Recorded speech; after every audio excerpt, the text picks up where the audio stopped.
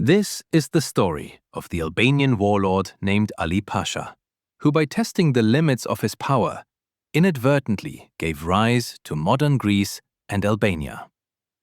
If you travel through southern Albania or northern Greece today, you'll see the markings of his legacy. Massive, empty stone fortresses guarding strategic points overlooking river valleys and coastal bays. Yet beyond his name, very little is known about the legacy of this cunning, savage, and pragmatic early 19th century warlord. Through the forging of allegiances between Greek and Albanian chieftains alike, he carved out a proto-national state, independent from the Ottoman Empire. At his height, his dominion stretched from modern Albania and North Macedonia to central Greece and the Peloponnese, an area 3 times larger than Albania today. But Ali Pasha was not a state builder, and his legacy would be subsumed by the events that would follow his death. His rebellion against the Sultan Mahmud II would mark the beginning of the end for Ottoman authority in the Balkans. His demise would set off both the Greek War of Independence and the Albanian National Awakening. Ali Pasha was born into a minor noble Albanian family near the fortress town of Tepelenë, in what is now southern Albania. Over 30 years, he used threats, bribes, and sheer force to garner the allegiances of key Greek and Albanian clans. He extended his power over key coastal ports like Vlora, Butrint, and Arta, and interior strongholds like Berat, Gjirokastër, Elbasan, and Korçë. His rule brought European attention to a distinct Albanian people in a region travelers and diplomats culturally referenced as Albania or Albanian lands. By 1800, his capital, Jannina, was the most significant intellectual and commercial hub in the Balkans, 4 times larger than Athens at the time. It became a gateway for Enlightenment ideas entering the Ottoman Empire, supporting Orthodox, Muslim, and Jewish schools. In matters of governance, Ali Pasha disregarded ethnic and religious distinctions. He married a Greek woman and led a diverse administration that combined Greek advisors and Albanian governors, tax collectors, and military men. His capital, Jannina, became one of the most important intellectual hubs in the Greek-speaking world. The wealth generated by local merchants who traded across the Ottoman Empire and with European centers like Venice funded schools and printing presses that taught modern physics, experimental science, mathematics, and Western philosophy. This cultural boom fostered secular and Enlightenment ideas, which, crucially, would later play a key role in the development of the Albanian written language. The great irony of Ali Pasha lies in his patronage of the mind.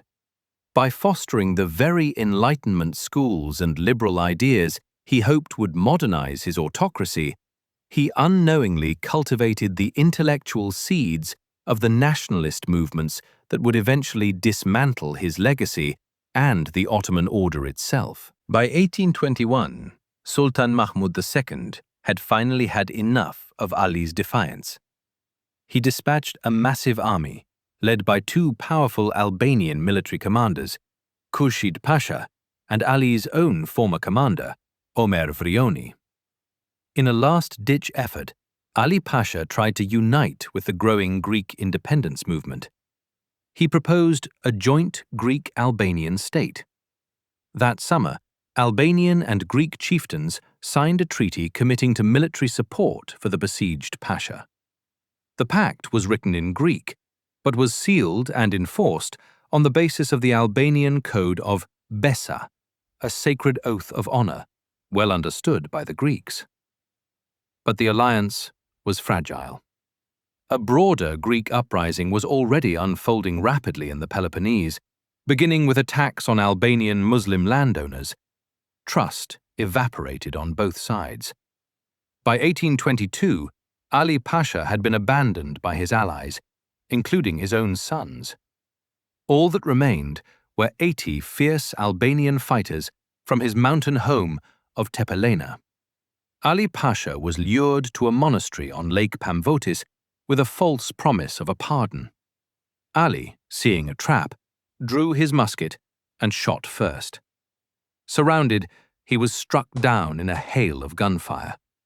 His severed head was sent to the Sultan in Constantinople. With Ali Pasha gone, the Greek War of Independence exploded across the region. This was not a simple Greeks versus Turks conflict. Albanians were everywhere on both sides in what became a civil war that fractured centuries of religious and ethnic cohabitation. Most Muslim Albanians joined the Ottoman side primarily to protect their communities, their lands, and the economic and political privileges they had built up within the Ottoman structure. And the violence of the Greek revolt quickly cemented that choice. In October of 1821, the Greek siege of Tripolitsa led to the massacre of approximately 10,000 Albanians. It was a turning point that convinced the Muslim Albanian landowning class that their survival depended on continued loyalty to the Sultan. Among them were the legendary Suli Ortes and the wealthy shipbuilders of the islands of Hydra and Spetses. For these Albanian fighters, their Orthodox Christian faith was the unifying link to the Greek cause. Only after the war would a unified Greek national identity fully crystallize. By 1830, Greece won its independence from the Ottoman Empire. Its national identity would be built on the foundation of Greek language and Orthodox Christianity, bolstered by Western admirers who connected modern Greece to politics, philosophy, and democracy of ancient Greece. The upheaval of that war permanently severed the old patterns of cohabitation, creating the ethno-religious divisions that would define the modern borders of both Greece and Albania. While Greece won its independence, Ali Pasha's ghost lived on in the Albanian National Awakening. He had proved that Albanians, Muslim, Orthodox, and Catholic, could be united under one administration.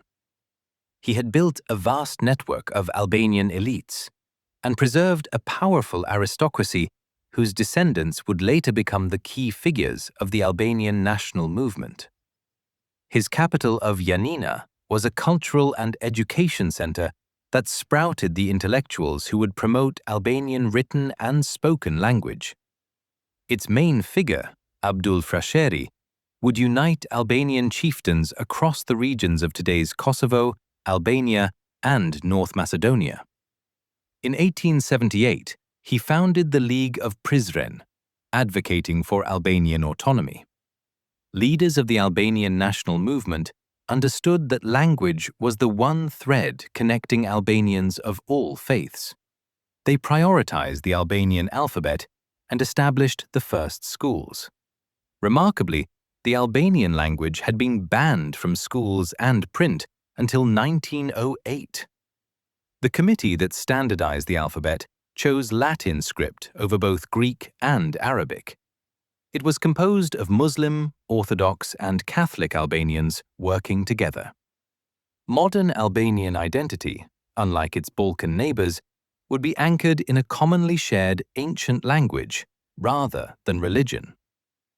In the end, Ali Pasha's quest for a private empire inadvertently cleared the path for an Albanian national identity that would eventually outgrow his palace walls and outlive the Ottoman Empire he defied.